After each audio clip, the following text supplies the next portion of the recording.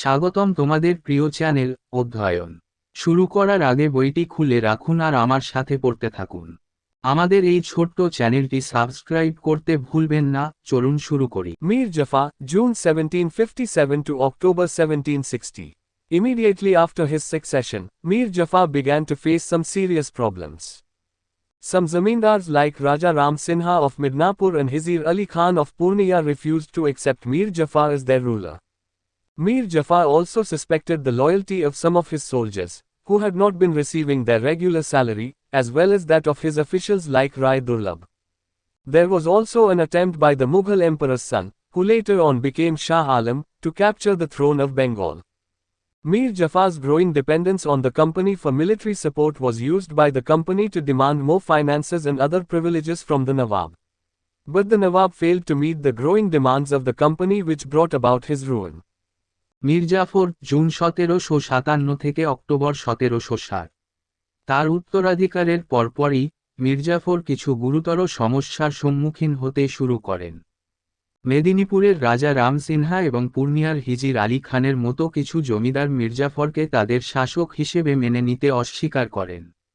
মির্জাফর তার কিছু সৈন্যের আনুগত্য নিয়েও সন্দেহ করেছিলেন, যারা তাদের নিয়মিত বেতন পেতেন না, পাশাপাশি রায় দুর্লভের মতো তার কর্মকর্তাদেরও। বাংলার সিংহাসন দখলের জন্য মুঘল সম্রাটের পুত্র, যিনি পরে শাহ আলম হন, তারও একটি প্রচেষ্টা ছিল। সামরিক সহায়তার জন্য কোম্পানির উপর মির্জাফরের ক্রমবর্ধমান নির্ভরতা কোম্পানি নবাবের কাছ থেকে আরও অর্থ ও অন্যান্য সুযোগ সুবিধা দাবি করার জন্য ব্যবহার করেছিল। কিন্তু নবাব কোম্পানির ক্রমবর্ধমান চাহিদা মেটাতে ব্যর্থ হন, যা তার ধ্বংসের কারণ হয়। Mir Jafar, who had played the role of Clive's jackal, soon began to repent the deal he had struck, and in order to shed off the British yoke, Jafar began intriguing with the Dutch against the British. Clive, however, thwarted this design by defeating the Dutch in the decisive Battle of Bedra, November 1759. But by now the English company had grown considerably suspicious of the Nawab and had begun to look for a suitable replacement. From the company's perspective, its role had considerably changed since Plassey, and it now had to play the role of a commercial-cum-military-cum-political power. How was it going to fund its new responsibilities? The Nawab was unable to pay the stipulated payments, and by 1760, he was in debt to the company to the tune of 25 lakh. The company had lost its confidence on Mir Jafar. Mir Jafar, যিনি ক্লাইভের Jekyll এর ভূমিকায় অভিনয় করেছিলেন, শীঘ্রই তিনি যে চুক্তি করেছিলেন তার অনুশোচনা করতে শুরু করেন এবং ব্রিটিশদের জোয়াল বন্ধ করার জন্য জাফর ডাচদের সাথে ব্রিটিশদের বিরুদ্ধে কৌতূহল শুরু করেন। ক্লাইভ অবশ্য বেদ্রার সিদ্ধান্তমূলক যুদ্ধে নভেম্বর 1759 ডাচদের পরাজিত করে এই নকশাটি ব্যর্থ করে দেন। কিন্তু এতদিনে ইংরেজ কোম্পানি নবাবের প্রতি যথেষ্ট সন্দেহজনক হয়ে উঠেছিল এবং উপযুক্ত প্রতিস্থাপনের সন্ধান করতে শুরু করেছিল। কোম্পানির দৃষ্টিকোণ থেকে পলাশির পর থেকে এর ভূমিকা যথেষ্ট পরিবর্তিত হয়েছিল এবং এখন এটিকে বাণিজ্যিক কাম সামরিক কাম রাজনৈতিক শক্তির ভূমিকা পালন করতে হয়েছিল। কিভাবে এটি তার নতুন দায়িত্ব তহবিল যাচ্ছে। নবাব নির্ধারিত অর্থ পরিশোধ করতে অক্ষম হন এবং 1760 সাল নাগাদ তিনি কোম্পানির কাছে 25 লাখ টাকা দেনা হয়ে যান। কোম্পানি মির্জাফরের উপর আস্থা হারিয়ে ফেলেছিল। Meanwhile, Mir Jafar's son, Miran, died, and once again conflict over succession followed. The conflict was between Miran's son and Mir Qasim, the son-in-law of Mir Jafar. Mir Qasim secretly promised Vansittart, who had succeeded Clive as the governor of Bengal in 1760, the necessary funds if the English company agreed to support his claims to the Nawabship. Accordingly, Vansittart decided to take the side of Mir Qasim, and in October 1760, Mir Jafar was ultimately forced to abdicate in favor of his son-in-law, Mir Qasim. In this way, Mir Jafar reaped as he had sowed, got betrayal in return for betrayal. এদিকে মির্জাফরের পুত্র মিরন মারা যান এবং উত্তরাধিকার নিয়ে আবারও সংঘর্ষ শুরু হয়। মিরনের ছেলে এবং মীর জাফরের জামাতা মীর কাসিমের মধ্যে দ্বন্দ্ব ছিল। মীর কাসিম গোপনে ভ্যানসিটার্টকে, যিনি 1760 সালে বাংলার গভর্নর হিসেবে ক্লাইভের স্থলাভিষিক্ত হয়েছিলেন, প্রয়োজনীয় তহবিল দেওয়ার প্রতিশ্রুতি দিয়েছিলেন যদি ইংরেজ কোম্পানি নবাবশিপের প্রতি তার দাবি সমর্থন করতে রাজি হয়। তদনুসারে ভ্যানসিটার্ক মীর কাসিমের পক্ষ নেওয়ার সিদ্ধান্ত নেন এবং 1760 সালের অক্টোবরে মীর জাফর শেষ পর্যন্ত তার জামাতা মীর কাসিমের পক্ষে পদত্যাগ করতে বাধ্য হন। এভাবে মির্জাফর যেমন বীজ বপন করেছিলেন তেমনই কাটলেন, বিশ্বাসঘাতকতার বিনিময়ে পেয়েছেন বিশ্বাসঘাতকতা।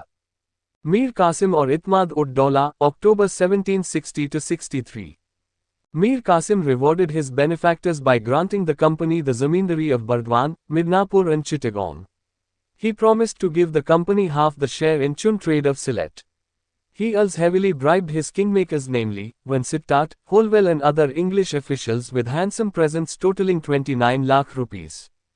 মীর কাসিম বা ইতমাদ উদ দৌলা, অক্টোবর 1760–63। মীর কাসিম কোম্পানিকে বর্ধমান, মেদিনীপুর ও চট্টগ্রামের জমিদারি প্রদান করে তার উপকারকারীদের পুরস্কৃত করেন। তিনি কোম্পানিকে সিলেটের চুনাম বাণিজ্যের অর্ধেক অংশ দেওয়ার প্রতিশ্রুতি দেন। তিনি ভানসিটার্ক, হলওয়েল এবং অন্যান্য ইংরেজ কর্মকর্তাদের মোট 29 লাখ টাকা সুদর্শন উপহার দিয়ে প্রচুর পরিমাণে ঘুষ দিয়েছিলেন। The first few months of Mir Qasim's reign went very well.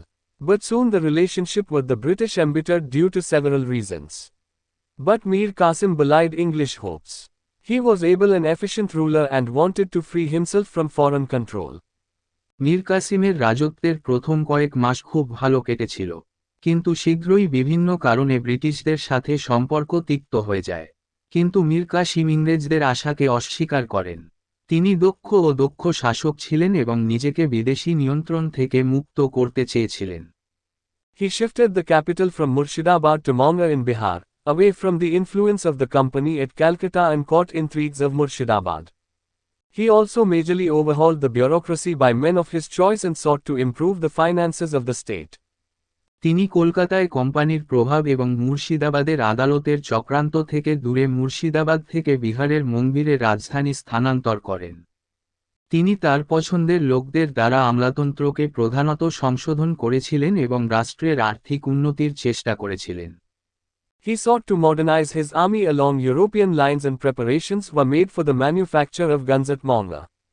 তিনি ইউরোপীয় লাইনে তার সেনাবাহিনীকে আধুনিকীকরণ করতে চেয়েছিলেন এবং মন্দিরে বন্দুক তৈরির জন্য প্রস্তুতি নেওয়া হয়েছিল। Ram Narayan, the deputy governor of Bihar, had shown refractory behavior since the days of Mir Jafar and continued to do so, banking on English support as he had received in the past.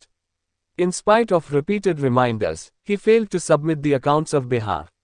In fact, this time he went on to proclaim himself as an independent ruler. Mir Qasim decided not to tolerate such open defiance of his authority and ordered his dismissal and execution. বিহারের deputy governor Ram Narayan, মির্জাফরের সময় থেকেই অবাধ্য আচরণ দেখিয়েছিলেন এবং তা করতে থাকেন, অতীতে যেমন তিনি ইংরেজদের সমর্থন পেয়েছিলেন। বারবার স্মরণ করিয়ে দেওয়া সত্ত্বেও তিনি বিহারের হিসাব জমা দিতে ব্যর্থ হন। প্রকৃতপক্ষে এবার তিনি নিজেকে একজন স্বাধীন শাসক হিসেবে ঘোষণা করতে গিয়েছিলেন। মীর কাসিম তার কর্তৃত্বের এই ধরনের প্রকাশ্য অবজ্ঞা সহ্য না করার সিদ্ধান্ত নেন এবং তাকে বরখাস্ত ও মৃত্যুদণ্ডের আদেশ দেন। The misuse of the company's dastaks for private trade was a perpetual cause of tension between the English company and the Nawab. The company's servants were not paying any duty on their goods, whereas the local merchants had to pay duty with the following consequences. The Nawab lost tax revenue. The local merchants faced unequal competition. ব্যক্তিগত বাণিজ্যের জন্য কোম্পানির দস্তকের অপব্যবহার ছিল ইংরেজ company ও নবাবের মধ্যে উত্তেজনার চিরন্তন কারণ। কোম্পানির কর্মচারীরা তাদের পণ্যের উপর কোন শুল্ক প্রদান করত না, যেখানে স্থানীয় বণিকদের নিম্নলিখিত ফলাফলের সাথে শুল্ক দিতে হয়েছিল। নবাব কর রাজস্ব হারান, স্থানীয় ব্যবসায়ীরা অসম প্রতিযোগিতার সম্মুখীন হয়। Further, the company's servants even sold the dastaks to Indian merchants for a commission. তদুপরি কোম্পানির কর্মচারীরা কমিশনের জন্য ভারতীয় বণিকদের কাছে দস্তকগুলি বিক্রি করে। The company's servants were not even content with duty-free trade and used coercive methods to get things at cheaper rate. They ignored the officials of the Nawab and forcibly took away the goods and commodities of the peasants and merchants for a fourth part of their value. They also used violence and oppression to force the peasants into buying goods at prices many times higher their value. কোম্পানির চাকররা শুল্কমুক্ত বাণিজ্যেও সন্তুষ্ট ছিল না এবং সস্তায় জিনিস পাওয়ার জন্য জবরদস্তিমূলক পদ্ধতি ব্যবহার করেছিল। তারা নবাবের কর্মকর্তাদের উপেক্ষা করে এবং তাদের মূল্যের 1/4 জন্য কৃষক ও বণিকদের পণ্য ও পণ্য জোরপূর্বক কেড়ে নেয়। তারা সহিংসতা ও নিপীড়ন ব্যবহার করে কৃষকদের তাদের মূল্যের বহুগুণ বেশি দামে পণ্য কিনতে বাধ্য করেছিল। In such conditions, though Mir Qasim did not seek independence from the British, he did seek to limit the fast expanding encroachments of the English on his jurisdiction, which were driving him to desperation. He wrote a letter to the governor Vincitat and pleaded with him for justice and reason. Following the receipt of the desperate plea, Vincitat and Warren Hastings, another member of the Calcutta Council, met the Nawab at Monga and concluded a compromise. It was agreed that the Nawab would give the English traders a share in the inland trade provided they paid 9% duty. It was also agreed that the Nawab alone would be competent to grant dastaks and his authority would be ultimate in the resolution of disputes regarding trade. এই ধরনের পরিস্থিতিতে যদিও মীর কাসিম ব্রিটিশদের কাছ থেকে স্বাধীনতা চাননি, তবে তিনি তার এখতিয়ারে ইংরেজদের দ্রুত সম্প্রসারিত সীমাবদ্ধতাকে সীমিত করার চেষ্টা করেছিলেন, যা তাকে হতাশায় নিয়ে যাচ্ছিল। তিনি গভর্নর ভ্যানসিটার্টের কাছে একটি চিঠি লিখেছিলেন এবং তার কাছে ন্যায়বিচার ও যুক্তির জন্য আবেদন করেছিলেন। মরিয়া আবেদন প্রাপ্তির পর ভ্যানসিটার্ট এবং কলকাতা কাউন্সিলের আরেক সদস্য ওয়ারেন হেস্টিংস মঙ্গিরের নবাবের সাথে দেখা করেন এবং একটি সমঝোতা করেন। এটা সম্মত হয়েছিল যে নবাব ইংরেজ ব্যবসায়ীদের অভ্যন্তরীণ বাণিজ্যে একটি অংশ দেবেন যদি তারা 9% শুল্ক প্রদান করে। এটাও সম্মত হয়েছিল যে নবাব একাই দস্তক প্রদানে সক্ষম হবেন এবং বাণিজ্য সংক্রান্ত বিরোধ নিষ্পত্তিতে তার কর্তৃত্ব চূড়ান্ত হবে। Unfortunately, the agreement was disproved by the Calcutta Council. Most of the council members themselves participated in inland trade and instead of the compromise they rather favored the deposition of Mir Qasim, which would provide them with yet another opportunity for receiving bribes. দুর্ভাগ্যবশত চুক্তিটি Kolkata council দ্বারা অপ্রমাণিত হয়। কাউন্সিলের বেশিরভাগ সদস্য নিজেরাই অভ্যন্তরীণ বাণিজ্যে অংশ নিয়েছিলেন এবং সমঝোতার পরিবর্তে তারা মীর কাসিমের জবানবন্দির পক্ষে ছিলেন, যা তাদের ঘুষ গ্রহণের আরও একটি সুযোগ প্রদান করবে। Out of desperation, Mir Qasim abolished all inland duties to bring the Indian merchants on the same footing as the English, provoking hostilities by an attack on Patna town. In this way, war between the Nawab and the English broke out in 1763 and the Nawab was defeated in a series of battles that year. Subsequently, he fled to Awadh and formed an alliance with Shuja-ud-Dawla, Nawab of Awadh, and Shah Alam II, the fugitive Mughal emperor, in a final bid to overthrow the English. হতাশা থেকে মীর কাসিম পাটনা শহরে আক্রমণের মাধ্যমে ভারতীয় বণিকদের ইংরেজদের মতো একই পদে আনার জন্য সমস্ত অভ্যন্তরীণ দায়িত্ব বাতিল করে দেন। এভাবে 1763 সালে নবাব ও ইংরেজদের মধ্যে যুদ্ধ সংঘটিত হয় এবং সেই বছরই ধারাবাহিক যুদ্ধে নবাব পরাজিত হন। পরবর্তীকালে তিনি আউধে পালিয়ে যান এবং ইংরেজদের উৎখাত করার চূড়ান্ত প্রচেষ্টায় সুজা-উদ-দৌলা, আউধের নবাব, এবং শাহ আলম II পলাতক মুঘল সম্রাট এর সাথে একটি জোট গঠন করেন। Ghulam Hussain, a prominent contemporary writer and author of Siyar-ul-Mutkirin praised Mir Qasim profusely for his administrative achievements. H. Dodwell had rightly remarked thought chower between cha Nawabi and cha Kompong was a war of circumstances richer than intentions.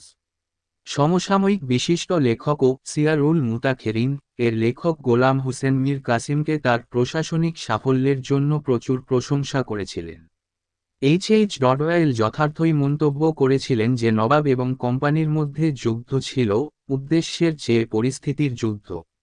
এখানেই এই ভিডিওটি শেষ করলাম। পরবর্তী ভিডিওতে আমরা বাকিটা পড়ব।